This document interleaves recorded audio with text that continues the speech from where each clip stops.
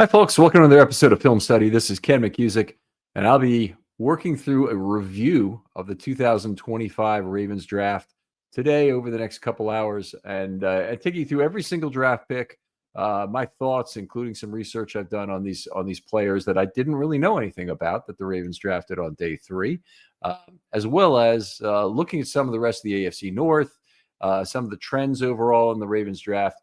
And I think we should have some fun doing this. I'm doing it solo today. Couldn't find anybody else who would do it on short notice. But I appreciate all the fun we had watching the draft together on the Film Study live stream. We had great panelists. We had fantastic people in the stream making very intelligent comments. I felt like there ought to be additional people that I would just invite directly onto the panel. But a great fun way to watch the draft each year is to watch this show. I think the people who do so really enjoy it. The detail level is second to none in terms of other pods out there. And I think you'll a lot of people are doing live streaming right now, and you get a very high level of detail as we go through that. But let's look ahead. Now we're looking backwards at these picks that have happened over the last 3 days. It's Sunday afternoon, and I'm recording this. This should be out on Monday morning, and you could be listening to it then. Hopefully, we'll get this done in about 2 hours as I go through this. So there is quite a lot to go through. So it starts with some high-level trends for the Ravens and how this draft went for them.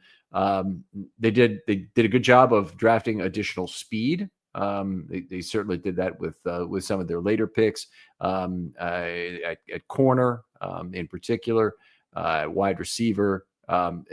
They drafted a developmental offensive tackle, which is a fairly substantial shift from the Ravens' philosophy the last few years. They had not really drafted a guy who was a 2-year project to get on the field. They've got a guy like that now, and it'll be interesting. He'll be on the roster the next 2 seasons without, he'll need to make progress, but he'll be a man who's never activated on game day, I would expect, in 2025. And we'll see how that plays out after that. But a pure developmental guy is something the Ravens had not done. They otherwise addressed the OL depth in a very significant way with 2 picks that I really like. One I probably am a little bit below the line about, and we'll get to that. The other one I really, really like for value. And we'll talk about that and also the need it fills. They focused on the secondary. They got the safety that a lot of the big time pundits wanted. They also got 2 cornerbacks. We'll talk about that. I think if you're looking for where did the Ravens fail in this draft, they didn't get a second safety. That's something. But I'd say they really failed to get a big taste of the interior defensive line quality of this draft. They did get Aeneas Peebles late, and we'll talk about him. Like him, he provides something to the Ravens that you don't find automatically, and I think they got good value on the pick. But we'll talk about him a little bit. They did not draft a single running back or tight end, so they are playing the skill position cards they are dealt, with the exception of 1 wide receiver added for 2025. I think, in fact, if you wanted to look at this, I think the chance that Mark Andrews will actually play out 2025 with the Ravens increased dramatically, obviously, with the fact he wasn't traded on draft day, but also the Ravens didn't do anything to replace him with a draft pick. I thought they might take a guy late who would be somebody who would, be around camp, be a guy they like, and they may still have a UDFA who fits this bill. But would be around camp and would be a guy they wanted to keep at least on the practice squad. But the Ravens didn't do that. And they had a very back-end heavy draft with 5, as it turned out, 6th-round picks and 1 7th. I think they did a pretty damn good job of making sure. Actually, was it 2 7ths? Yeah, it was 5.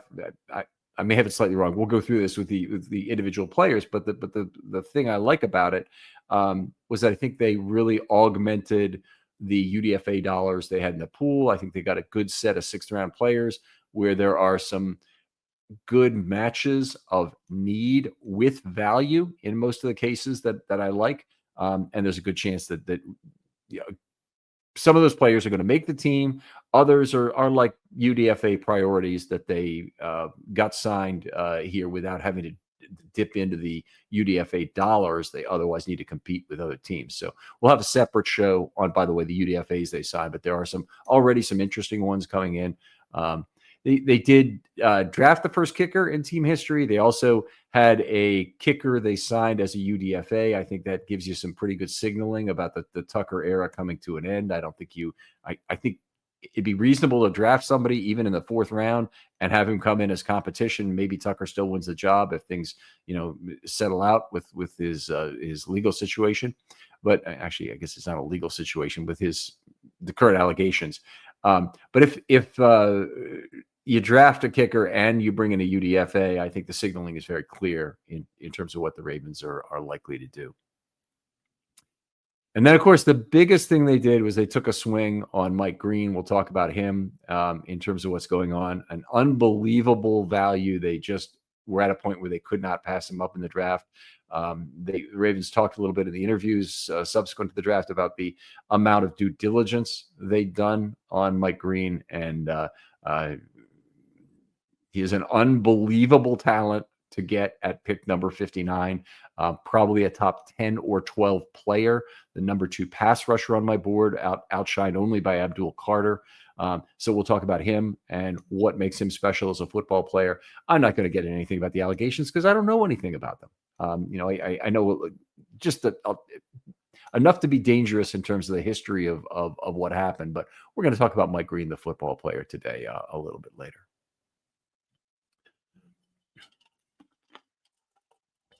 Okay, so we'll start it out.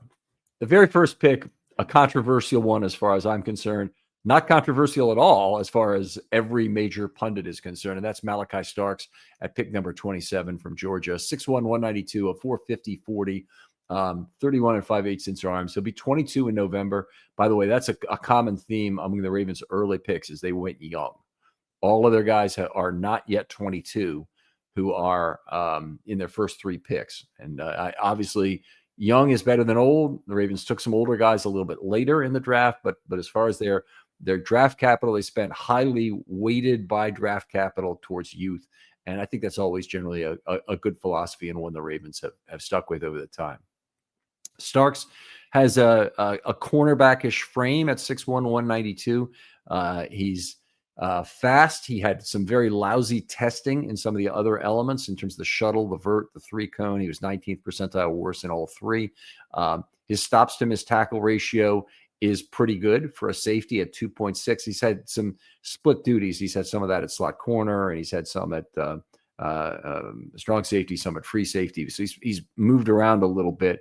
You look at his positional variation he's had, and I think that the pundits have significantly forgiven his career coverage production based in part on that versatility and in part on what they see in terms of ball tracking on some of his big plays. So you've got both of those things. I am not as willing to do that. When a player has kind of some lousy coverage statistics in college, I tend to be fairly negative on that, and we'll talk about that certainly a little bit. But one of the really good things about Starks is that he's got a very low missed tackle rate career of only 6.9%, which given his frame is a little bit surprising, but also suggests that he can play that deep safety role and be the last line of defense in the Ravens defense and be effective at that. I suspect the Ravens will move him to free safety, let him play there, not lean into the versatility elements. And one of the reasons that I did not like Starks for the Ravens was that other teams I thought would value his versatility and the Ravens would overpay for it. And so you don't need to overpay for versatility when you already have 3 of the most versatile defensive backs in the entire National Football League in Hamilton, Washington, and Humphrey already on the team. All those guys can play slot. They can all play the back end, and they're all good at things in the slot. So the Ravens needed a back end ball hawk or a split field safety. They did not need a guy who you can move them all over the field. He can do anything. They didn't need another one of those guys. And it's okay to get one. If they'd gotten Emin Wari, who outstanding athlete, and certainly brings some of that versatility. It's okay to get one, but you can't overpay in terms of draft capital for that privilege. And that's where Starks has some statistics we need to get to in terms of coverage metrics that are not particularly good.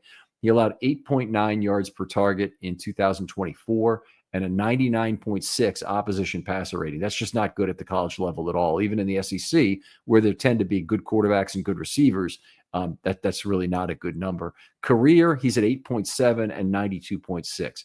So the national pundits who are saying it was all a matter of usage in 2024, that he's a guy who got moved all over and he never got a single position and blah, blah, blah, blah. I'm just not buying it.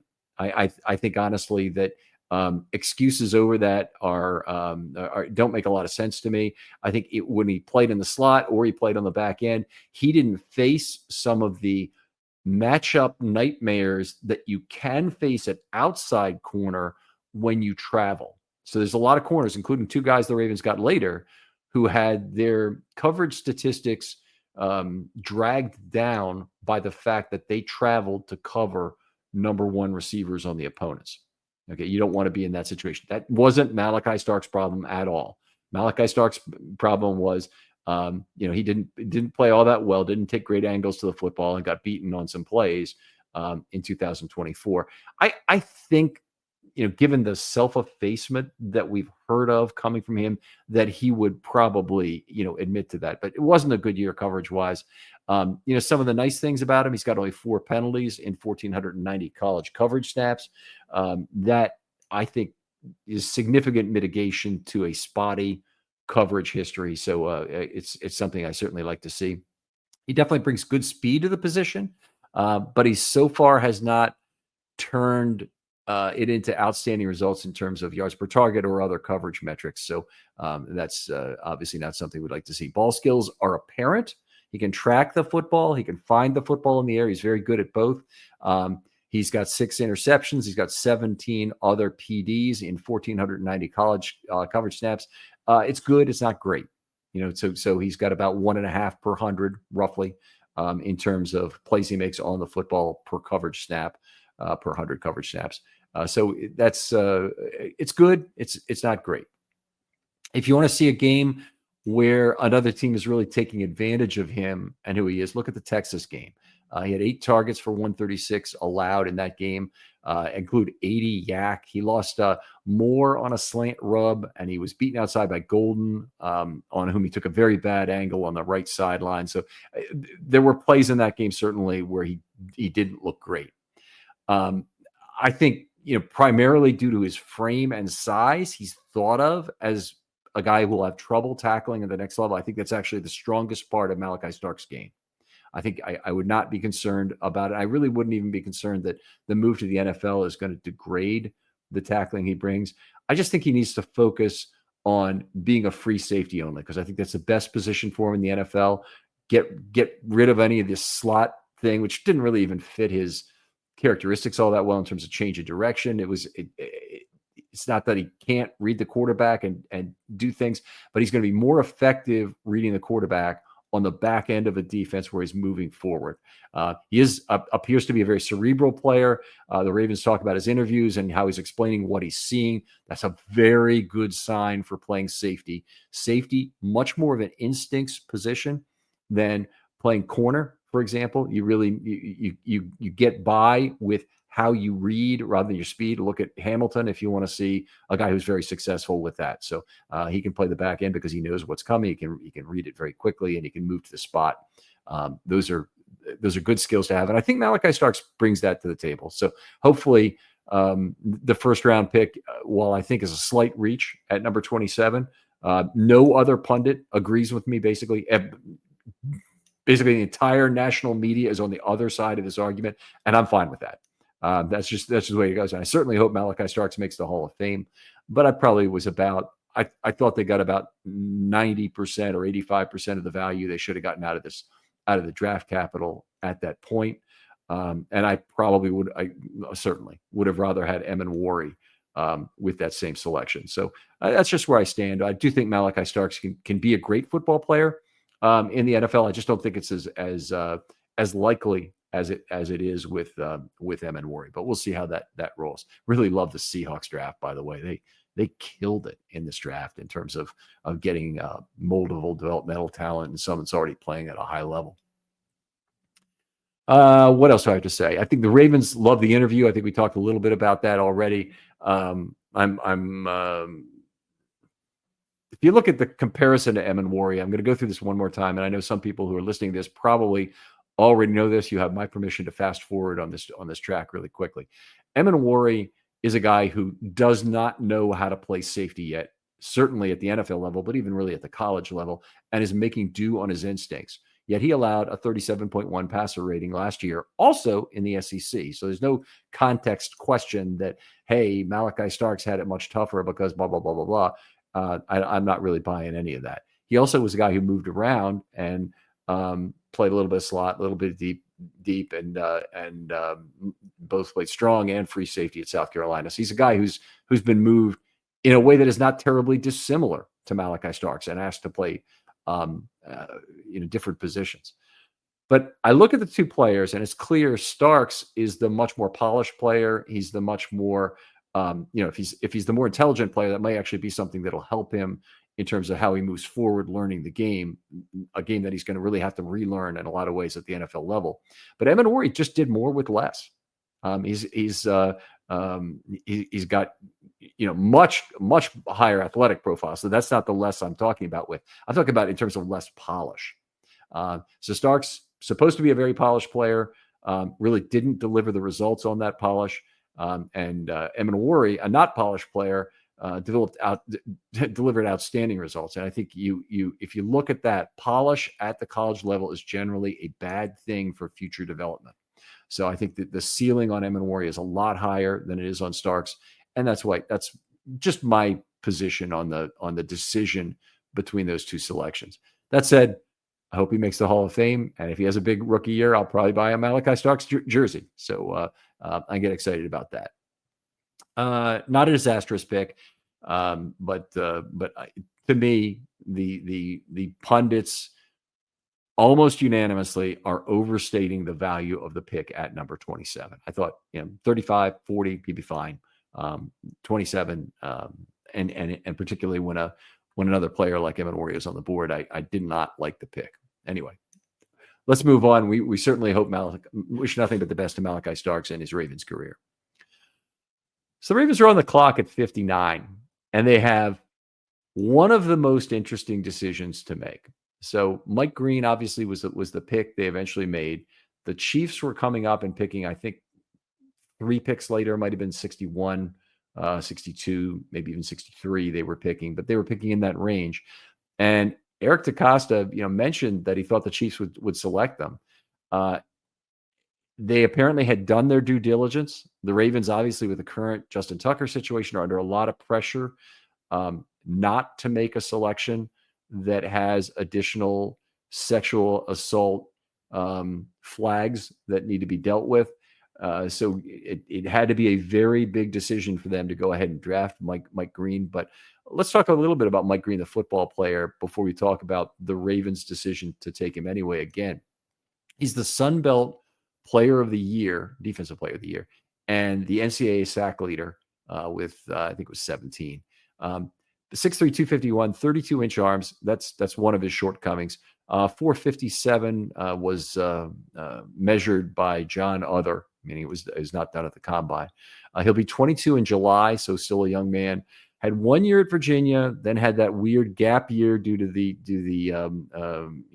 departure from Virginia, and then played his last 2 years at Marshall. Has a 3-cone of 685 and a shuttle of 425, which are both excellent. 28 bench reps. Is also outstanding, although he's got shorter arms that probably give him a slight advantage there. That's still very good for an edge rusher. He plays a little small there at 6'3", 251. He's unbelievably fast. He differs from James Pierce, who was taken 2 picks earlier. I really love James Pierce out of Tennessee. He was a guy I thought had similar polished / unpolished characteristics with the Starks pick. But I'm sorry, Pierce was taken at 25, 2 picks before the Ravens drafted in round 1. Okay, so I would have loved to have Pierce at 27. He was one of my magnificent 7, and the guys I thought who the Ravens had a good chance to get at 27. But the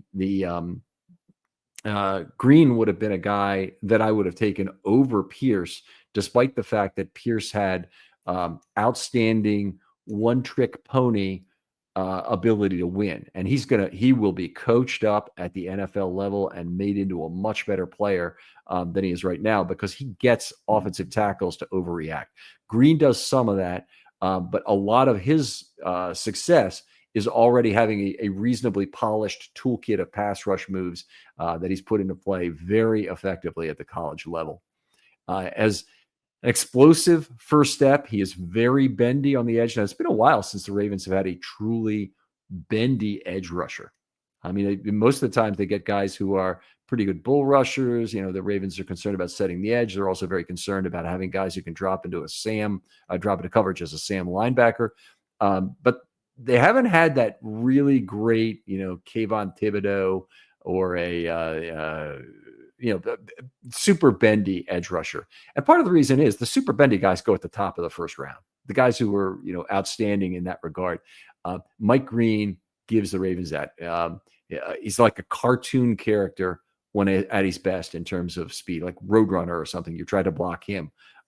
Try to get to your quarterback. He does run himself out of some plays. There have been some great pass rushers in NFL history who have done that. Jared Allen was really known for doing that on a lot of run plays and just always trying to be, if you're an interior guy, you'd call him a penetrator, but never concerned really about how far he'd get himself upfield.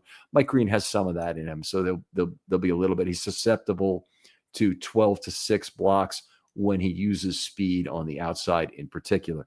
But he sets up an offensive tackle like nobody's business. He will make a move, that offensive tackle, particularly at the level he's been playing, the Sun Belt Conference, where the tackles aren't quite as good. It's a jump and a half for him to get to the NFL level. A half jump would be the getting to the Power 5, and another full jump to get to the NFL. So I'm laying that out.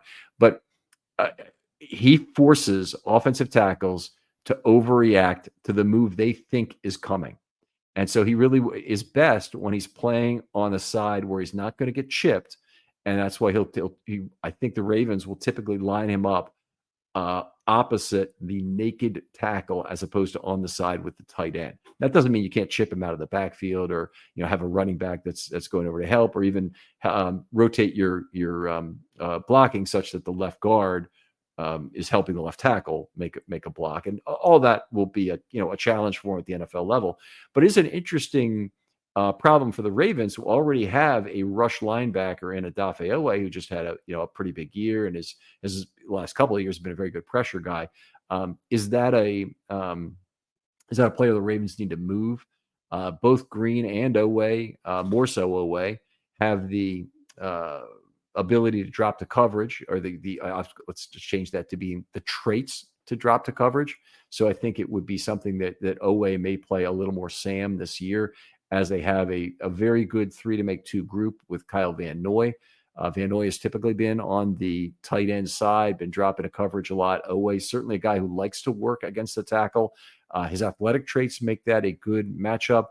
Green has a far superior get-off to Oweh. That's the big difference between the two. So we're going to see in Mike Green a guy who forces more overreaction from that tackle than Oweh really ever has been able to do.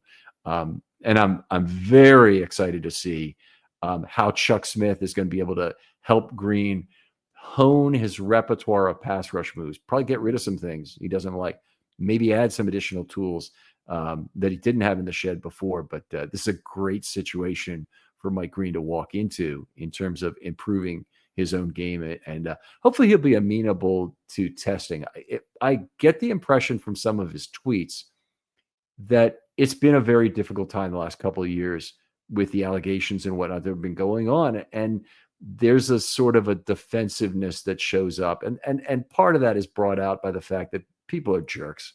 And, there's a certain negative group of people who follow the Ravens who cannot tolerate, the thought of what the Ravens have done. They're really angry with DaCosta, and probably in some cases really misplaced angry with Harbaugh, because he's not the ultimate, decider on these things in terms of who the Ravens drafted. And they take it out on Mike Green.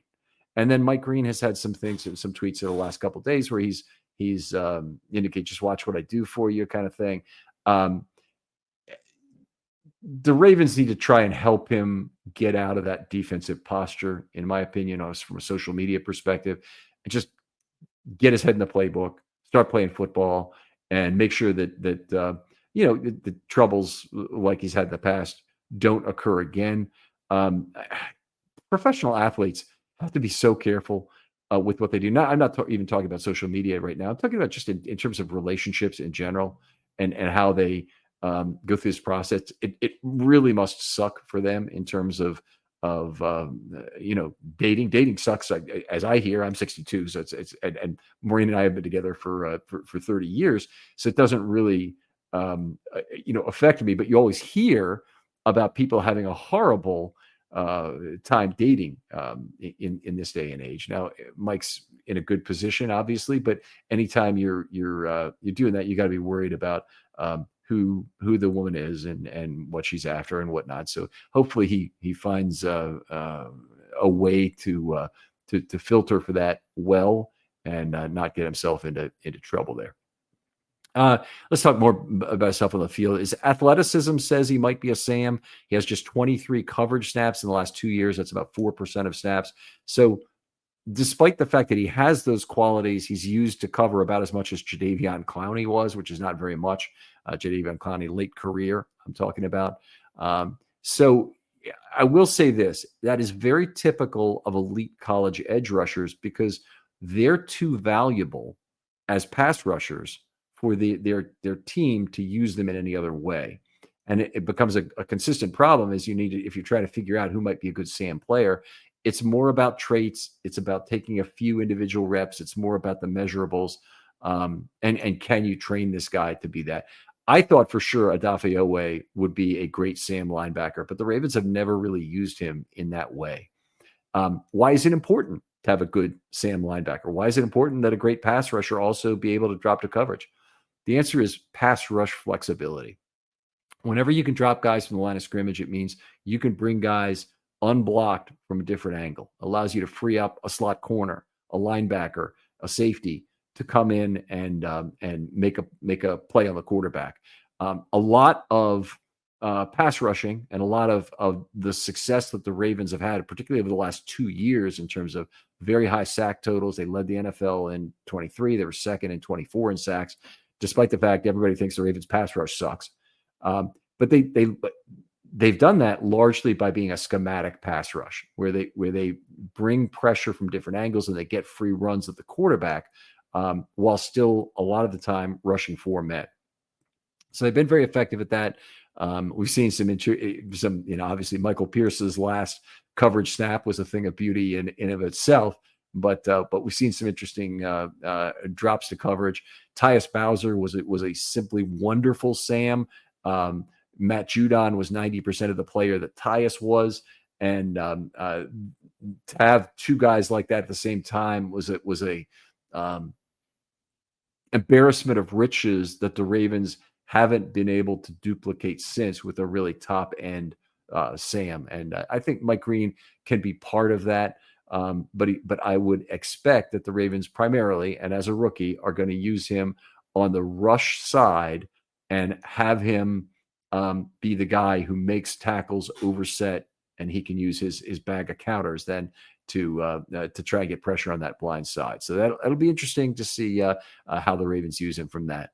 Obviously, there's a big context question from the Sun Belt. We talked about that earlier. 14.3% missed tackle rate is a little high. That's his career rate.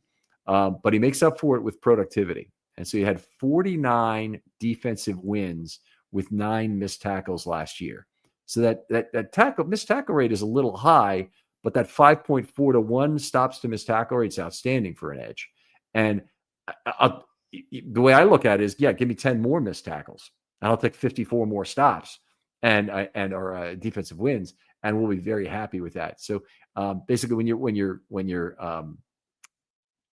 rate gets that high of stops and missed tackles, you could forgive a lot of missed tackles for that. I also think Green has some missed tackles in the pocket that show up, and he gets a lot of cleanup sacks too, by the way. That high motor guy, and that we're going to be very entertained by the mouse getting in the trap, we hope, and then Green eventually closing the deal, or others closing the deal.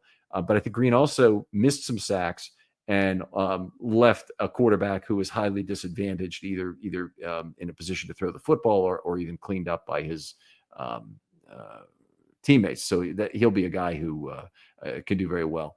In terms of pass rush metrics, he was 11th out of 408 in pass rush productivity. Now, that's a stat. James. If you're looking for a better way to unwind, focus, or even get a good night's sleep, listen up. Let me tell you about Mood, the online cannabis company that's changing the game when it comes to functional gummies. They've crafted a whole line of federally legal THC blends designed to help with everything from stress to sleep to mental clarity and even some spicier needs if you're into that. Now, what makes Mood different? They go beyond just THC. They pair it with herbs and adaptogens to create targeted effects that you won't find in any other dispensary. And every gummy is made with pesticide-free, small farm American cannabis, so you're getting quality that you can trust. I've tried their sleep gummies, and let me tell you, takes about 15 minutes, and I'm out cold, no grogginess, no weird side effects, getting some of the best sleep I've gotten in my life when I take one of these gummies. And if you need a mood boost, there are Epic Euphoria gummies, game changers. And right now, Mood is giving listeners 20% off their first order by using the promo code RAVENS at checkout. So head on over to mood.com, find the perfect gummy for whatever life throws your way, and don't forget to use the promo code RAVENS to save 20%. Pierce led all of college football in last year at 13.4. Mike Green was at 11.4. And in the 97th percentile of all the edge rushers with 200 plus pass rush snaps. So he led in sacks. He was an 11.4% pass rush productivity, which was 11th overall. And then I look at finish rate. Now, finish rate I'm defining as sacks plus quarterback hits divided by total pressures. And I'm using, because it's just easy, I'm using the PFF number for sacks plus quarterback hits. Now, I don't really buy into the sack numbers that PFF has, the integer numbers. They'll often give out one when the player gets a half, or they may give out nothing if somebody else got the sack. I'd rather have sack contributions somehow. I'll take their number as a pretty good proxy and their pressure number as the best available proxy for those things.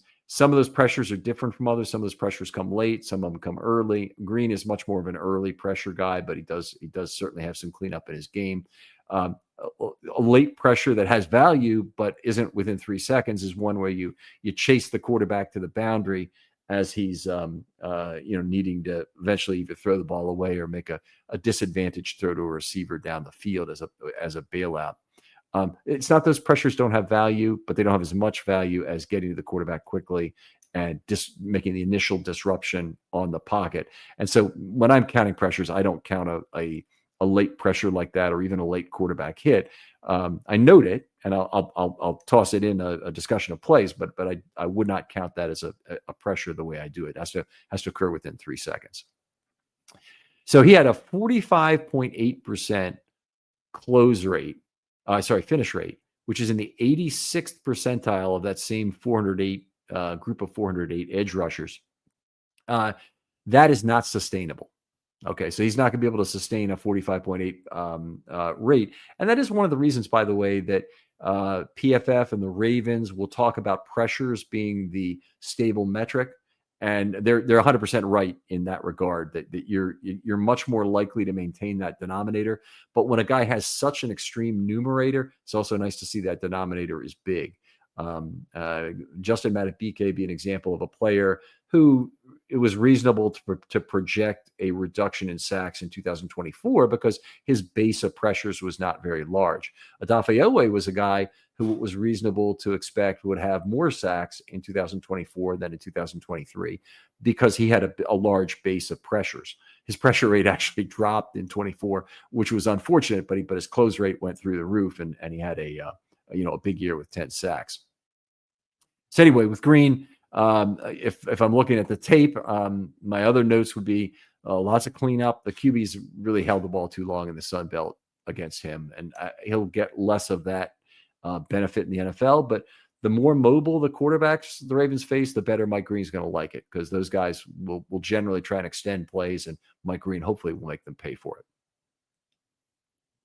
He makes up for a lack of length by being, I would say, a very exceptional arm tackler who can trip up a quarterback or a running back regularly.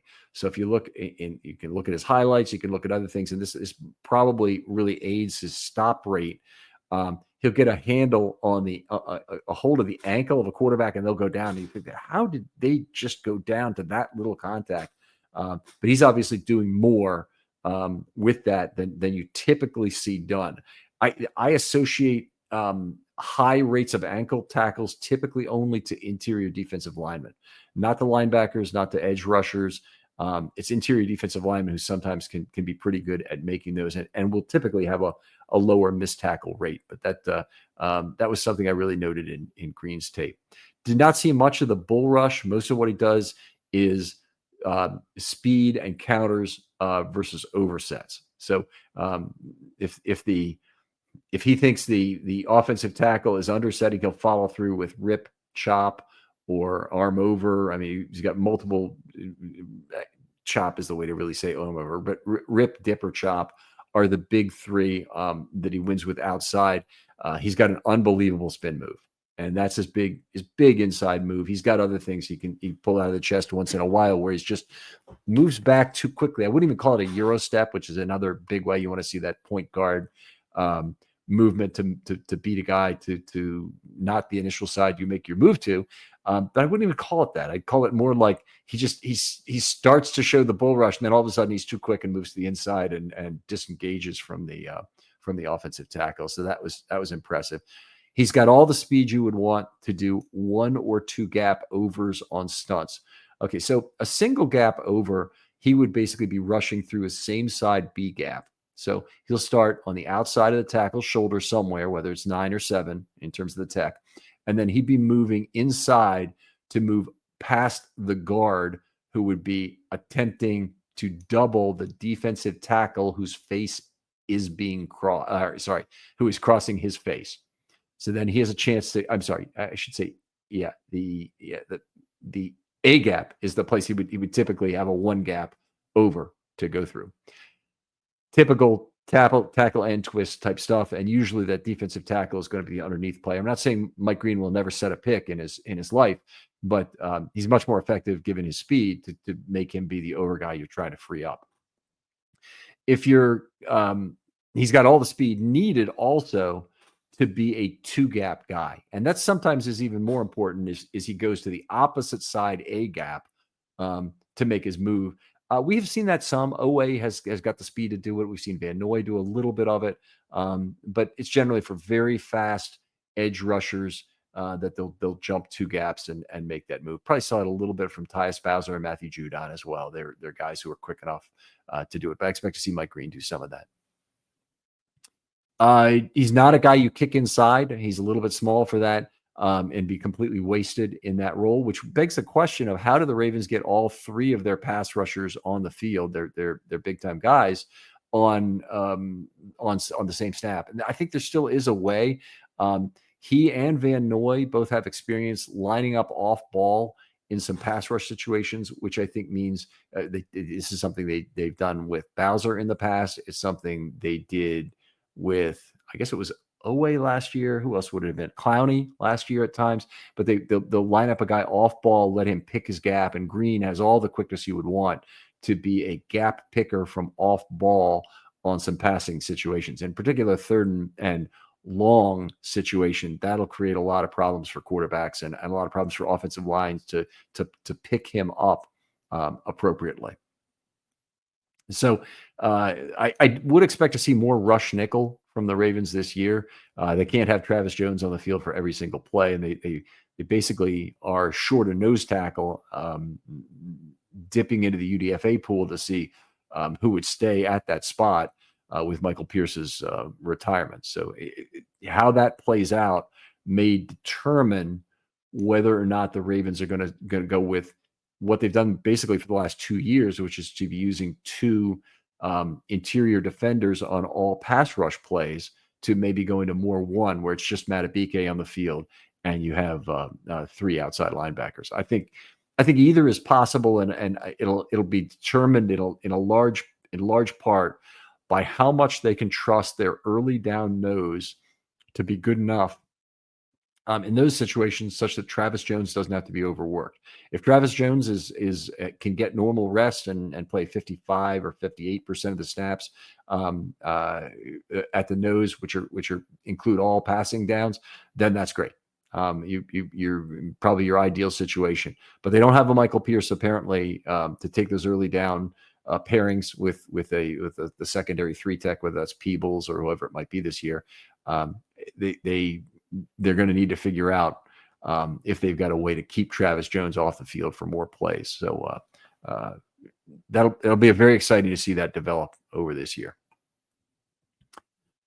All right. Well, my comment on Green prior to the draft was, sadly, and I'm just quoting this directly, sadly, he won't be an option at number 27, as he should be gone in the first 20 selections. If he drops, they'll run the card up to the podium and he'll start his NFL career as a SAM and pass rush specialist. I'm still in the same spot, even though it was 59. I wish he got drafted instead of 27. So other than that, very exciting selection. And if you listen to the draft show, this was my apex of excitement over the 3 days was with the Mike Green selection on night 2. So we talked a little bit about the Chiefs situation. I think I am a little surprised by the pick, given the current Tucker situation. But I do believe the Ravens, when they say they did their due diligence, the pick exactly addresses the Ravens' biggest need. From a macro level, they had 2 guys who will be gone after 2025 in terms of Oweh. They can still re-sign Oweh, but it'll be a very expensive re-signing. It'll be one of their cornerstone players. They could re-sign Van Noy. That would be an expensive re-signing, and also one where they risk an old maid contract if he continues to play at his age. So they might sign him for 2 years and they don't play 1, say, or they might sign him for 3 to make 2, kind of thing. I'm not crazy about continuing that kind of risk. So I think having Green and Oweh, or even Green and a draft pick next year, might be what the Ravens end up with. The Ravens' edge room is otherwise fairly full up right now.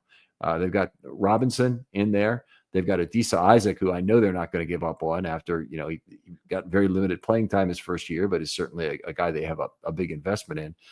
The guy who I think has lost ground here and probably will not be a Raven this next year is David Ojabo. So the Ravens will probably be looking to trade him possibly during camp, possibly before camp. The Ravens are usually very good about deciding that they are waiting for their depth to hold up throughout the preseason before they make a move like this. So they might keep Ojabo on the roster, and he'd be at near cut day. He might be the kind of guy who'd be shipped off in a exchange of players who are each entering the final year of the contract. And that usually has to work out perfectly, so it doesn't. Otherwise, I'd say a player like Ojabo maybe is a 6th for a 7th kind of exchange. Wouldn't be a lot of draft capital, be a small amount of salvage value for a player that I think is both the floor and the ceiling have dropped significantly since he was drafted. All right, so we're really excited about Mike Green. I think we got time for one more player in here in the first part of this show. So let's talk about Emory Jones, pick number 91. 6'5", 315 out of LSU, 34 and a quarter inch arms. He turned 21 in March. So this is a recent 21-year-old. It won't be 22 until 2026. So that's exciting. Had Chris Aguilera on the show. He was more excited about his 2023 tape and was very high on Emory Jones. I was less so going into this draft. Actually considered him a slight reach at number 91. So we're going through and grading these picks in terms of how much I liked them. Malachi Stark's a slight reach at 27, but it's still, 85, 90% of the value they converted on that pick. But Mike Green, they probably converted 250% of the value. If you're looking at JJ points, or you're looking at whatever draft metric you want to use, that pick at number 59 is worth 40% of what the pick at 27 or more likely 15 would have been in order to get a player of Green's quality. So I think they really got tremendous value in terms of that pick.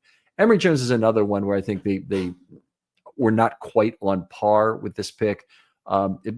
Really more of a needs pick in a sense. They took their first offensive lineman. They took a guy who could play guard and tackle.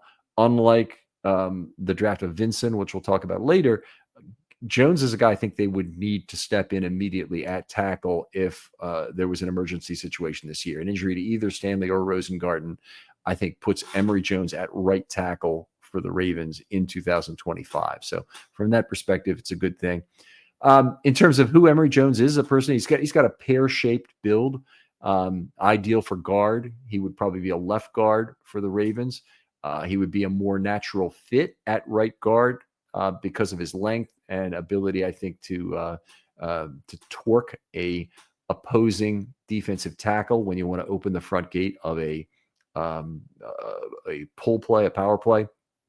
So I think from that perspective, right guard would be a natural position, but they've got Daniel Faalele at right guard, and Daniel Faalele cannot play any other position. He couldn't possibly be the answer at right tackle if you were really desperate, but right guard is really the only position that Daniel Faalele can play. I think he's finished strong enough that I think the Ravens will enter the season with him as the incumbent, and I don't think he'll be challenged in camp. I think it is possible he might not play well and might be replaced during the season, but I'm still very excited about who Daniel Faalele is as a pass blocker and the way he avoided penalties down the stretch. So Emory Jones, I don't think, is taking his position. So if it was a case of Emory Jones playing at left guard, we've got the learning to pull more is a big part of playing left guard. The Ravens pull an awful lot. In fact, during the Roman era in particular, they pulled more than any time in Ravens history, but they still pull a lot. In the Monken era, a lot of counters. There's two-man pulls going. It can be guard center, or it can be guard tackle, or it can be center tackle. But it's typically a two-man pull, and the guard is often leading that pairing, probably 70% of the time or 60% of the time anyway, to get to that right side. So Emory Jones will have to learn the dance steps to that, get his footwork right. Hopefully he's quick enough to do this. Quickness with his 5.30, 40 times does not suggest that quickness is that. If you look at him, he's a little bit of a lumbering, slow-footed guy, so there are reasons. But I look at the Ravens coaches also, and they've been exceptionally good at training very average athletes to be good pullers. So that's something I would look at and say, yeah, that has a chance to work out with Emory Jones as well. He's a big, lean guy at this point. I think he probably can carry more weight than a 6'5", 315 frame right now. It wouldn't surprise me if he can carry 325 to 330 pounds effectively on the field. And I think the Ravens will probably try and get him to do that. He still has a good lower half kind of dispersion of weight, lots of large glutes and rear end that lend themselves well to anchoring on the inside. When I look at him as a pass blocker, I see a guy who goes for a lot of two-handed grips to end reps early at the college level. And even the SEC, I mean, there are some hellacious hand fighters in the SEC who will punish you for doing that too regularly. But he goes for a lot of two-handed grips. He's basically going for the either the V of the neck or and the armpit or armpit to try and end reps. And that's something that it's a good thing if you can do it. And he has the length to do it. But at the NFL level, he's going to face some guys who are unbelievably strong, that they will make him pay for lunging in that situation. And in particular at guard, he'll be vulnerable probably to push-pull moves despite his length, because this is a technique he really likes to use. So it'll be interesting to see if the Ravens try and coach him out of doing that as often as I saw it on tape at LSU. But he's a guy who I think, it's a powerful move at the college level. It's very effective for him, certainly.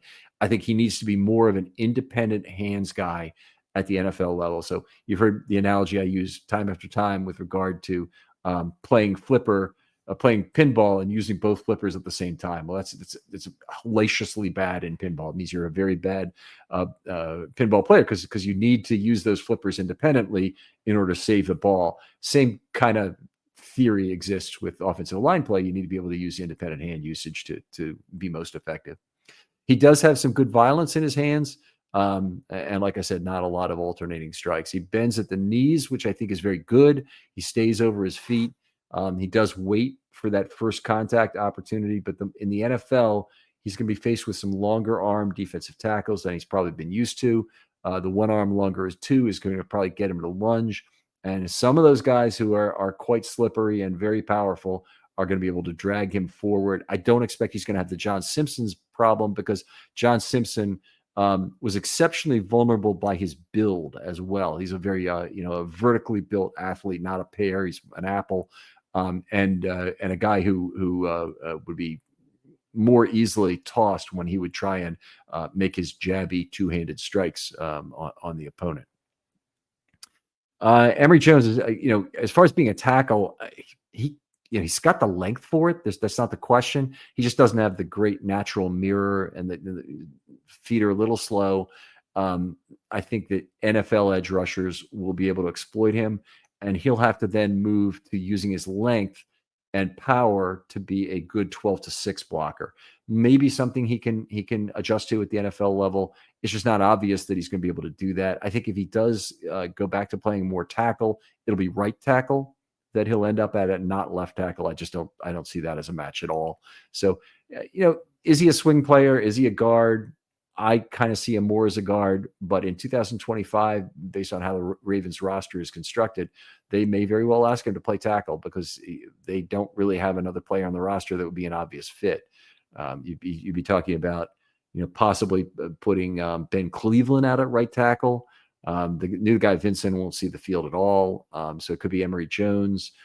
Just they're limited in terms of who could potentially play tackle. Would not want to move Daniel Fa'alele back out there. So I think that Emory Jones would be the pick over Fa'alele to play in that spot. And I think he'd also be the pick over Cleveland, who they probably want to be a guard center from now on. So as a run blocker, we talked about the ability to control the defensive tackle through the pivot, which I think is probably his strength.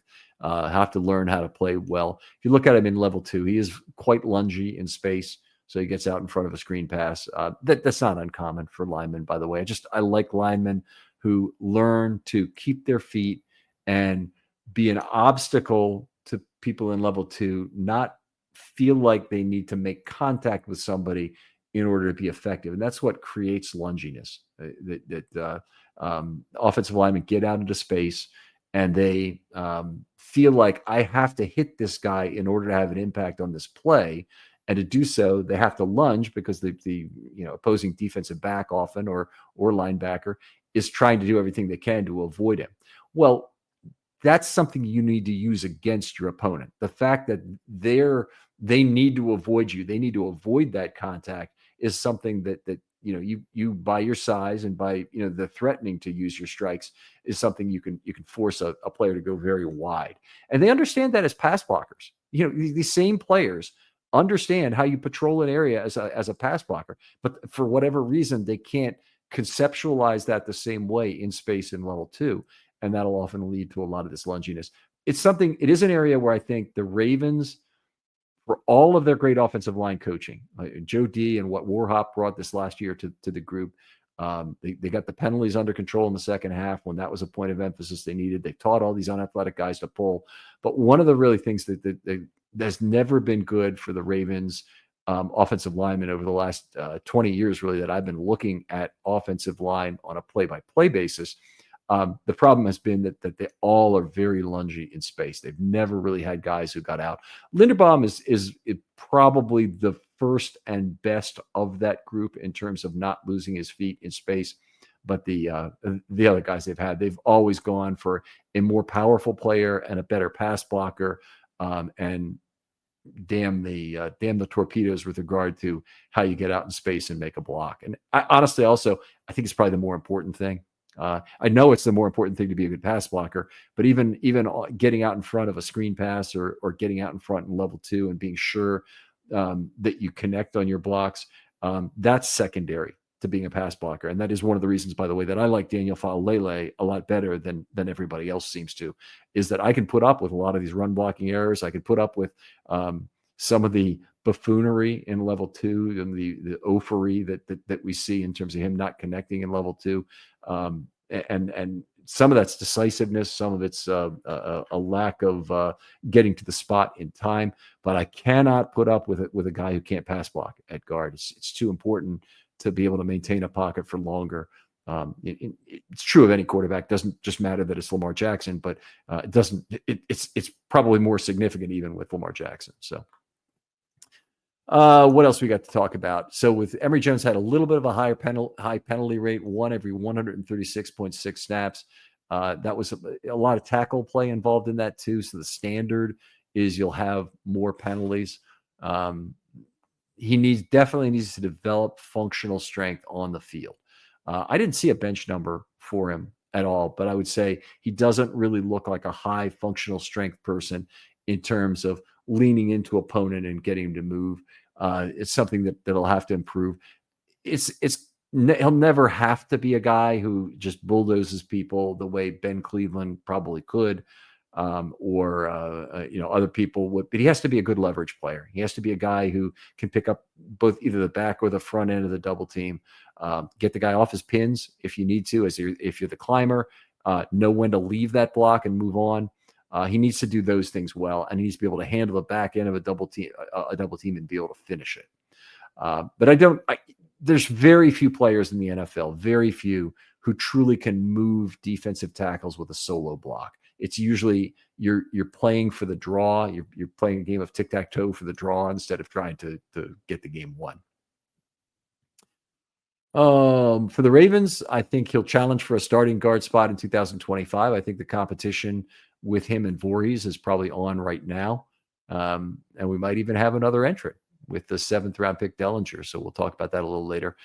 He should push for a starting tackle or guard role no later. Well, a starting role of some sort in 26, but a starting right tackle role potentially in 27. I think what would make the most sense is Stanley playing 2 years of his 3-year deal, and then deciding he wants to retire. If he plays the 3rd year, it'd be fantastic. Don't get me wrong. I want Stanley here. I want him, leaving the field after 3 years and walking right into the Ravens Ring of Honor at the earliest possible date allowable thereafter. But in the case of, I think with an older player, it's always likely that last contract ends up being a 3-to-make-2 deal. And the way the contract is structured, he gets 44 of the $60 million paid out by the end of year 2. So it is quite possible that Ronnie will retire after the 2026 season. And if that's the case, then 2027, the Ravens are going to have this left tackle issue. And they've now got 2 potential solutions. One could be Rosengarten moving over to that left side, and the other would be, probably would involve Emory Jones taking over at right tackle. Or it could be that Vincent is the guy that, given 2 years of development of his body and he has much more severe functional strength concerns. He's a beanpole who will be completely unready to play in the NFL in 2025. But by 2027, he could well be ready, and he might be the answer there. Like I said, I think he's the Ravens' best emergency option at offensive tackle in 2025. He almost certainly would be in at right tackle with Rosengarten moving over. That carries a lot of risk, by the way. The Ravens really do not want to be put in that situation. We don't know who Rosengarten is as a pass blocker, in my opinion. He got a lot of help last year. Results were okay, but it's almost like I'm trying to think of a good analogy, but he got so much help. It's really hard to get a good handle on how good he is as a pass blocker. So in the case of Jones, I think a mild reach at 91. I had him as par in round 4, so I'd have been happy with him at 129 would have been fine, and a real value in round 5, which I thought there was a chance he would drop to. His best season was 23. He took a mild step back in 24, and I think it's possible that other teams would have seen it that way. DeCosta usually has a really good handle on how other teams are going to value players, but I did feel like this was a needs pick that the Ravens made. They felt like they had to rebuild their offensive line depth, and they thought that Jones was a good need, addressed the need well as a guard / tackle who could help them in 25. And I don't think they wanted to go any later on that offensive line pick. Whereas on the defensive line, they took exactly the opposite philosophy. They waited and waited and waited, and I think they chased a lot of the value down the board as there were significant runs on the defensive line talent. As deep as it was, kind of reminds me of offensive tackle last year as it got chased, and the Ravens really chased it down the board. Well, that takes us through day 2 of the draft, and we'll come back and talk about a large number of day 3 picks on the second part of this show. I want to thank everybody for listening, particularly the draft coverage. I hope everybody had fun doing that. And I'm also interested in hearing your thoughts on that coverage in terms of what could we do better to improve that. We want to think of some ways to do it better with graphics, but also with metrics. I think for next year that we had a lot of metrics that we were sitting on, didn't really project in a way that's possible. We may have some limitations, and I may need some actual assistance from other people. So if you're interested in being the guy who presents metrics or a guy who is responsible for one thing during the draft, trade valuation would be another. I'm looking for people like that, and I'm looking for people to do something they're passionate about. So hit me up. And I realize this year the time to think about these things is 3 months before the draft, not 2 weeks before the draft. Bit off a little more than I could chew this year in terms of trying to get some metrics done over the last couple of weeks. Didn't really work out as I would have hoped, and that's on me. And I hope somebody will be interested in doing that next year. I know Justin Azette did a great job this year putting some of that together, and unfortunately we didn't get as far into that as we'd want for multiple position groups. Anyway, enough said. Thanks for listening again, and I'll talk to you next time on Film Study.